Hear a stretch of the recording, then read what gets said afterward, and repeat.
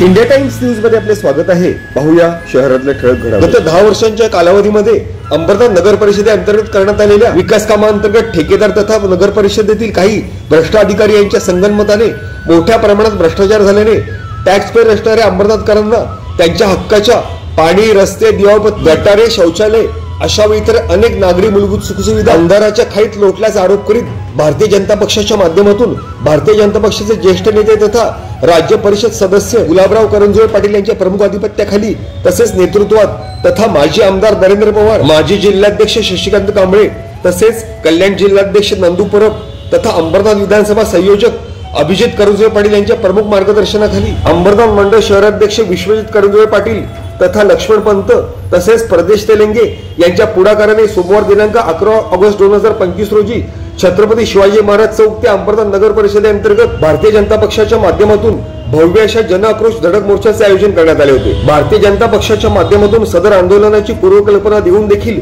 मुख्याधिकारी उपस्थित न राहिल्याने संतप्त आंदोलनकर्त्यांनी मुख्याधिकाऱ्यांच्या प्रतिकृती बनवलेल्या पुतळ्याला चोप देत मुख्याधिकाऱ्यांचा जोरदार निषेध केला। तसेच पालिका प्रशासनाविरोधात जोरदार घोषणाबाजी देखील करण्यात आली। अंबरनाथ नगर परिषदेच्या निष्क्रिय भोंगळ कारभाराविरोधात भारतीय जनता पक्षाच्या माध्यमातून सदर जनाक्रोश धडक मोर्चा अंतर्गत भारतीय जनता पक्षाचे अनेक माजी नगरसेवक, पदाधिकारी, कार्यकर्ते तसेच जनसामान्यांनी शेकडोंच्या संख्येने उपस्थिती लावत सदर मोर्चा अंतर्गत आपला सक्रिय सहभाग नोंदवून पालिका प्रशासनाविरोधात जोरदार घोषणाबाजी केली।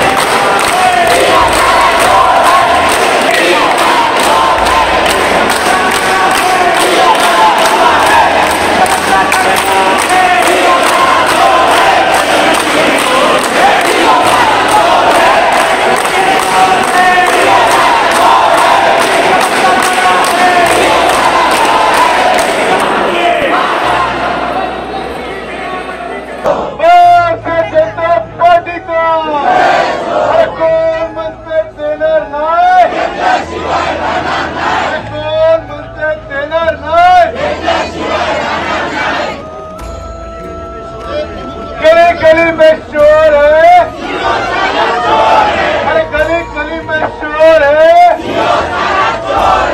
भारतीय जनता पार्टीचा।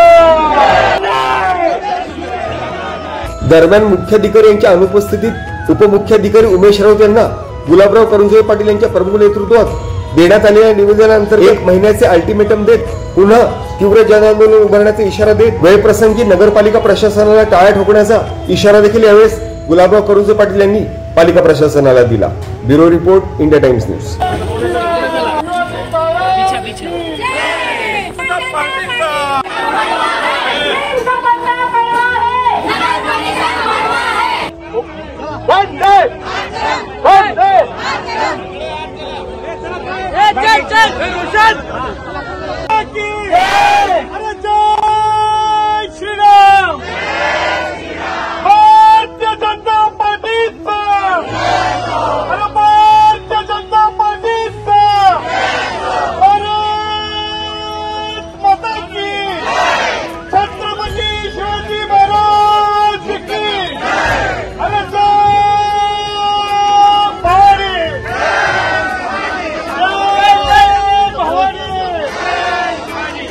केंद्रात सत्ता आमची आहे, महाराष्ट्रात सत्ता आमची आहे, परंतु अंबरनाथ नगरमध्ये चाललेला जो गोलमाल आहे आणि त्या गोलमालसाठी अंबरनाथमधल्या तिन्ही मंडळातर्फे हा मोर्चाचं आयोजन करण्यात आलं होतं। अनेक वर्षापासून, अनेक महिन्यापासून कार्यकर्ते आपले हेलपाटे घालतात।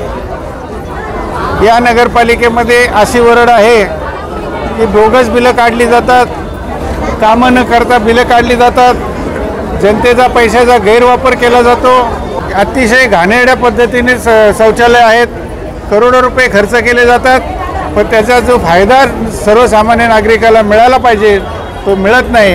मी सांगतो मुख्याधिकारी साहेबांनी, मी सांगतो ते शौचालय 1 दिवस वापरावं, मी त्यांना 1 लाख रुपये देईल. भाजी मार्केटचा प्रश्न आहे. 1972 साली हे भाजी मार्केट बांधलेलं आहे.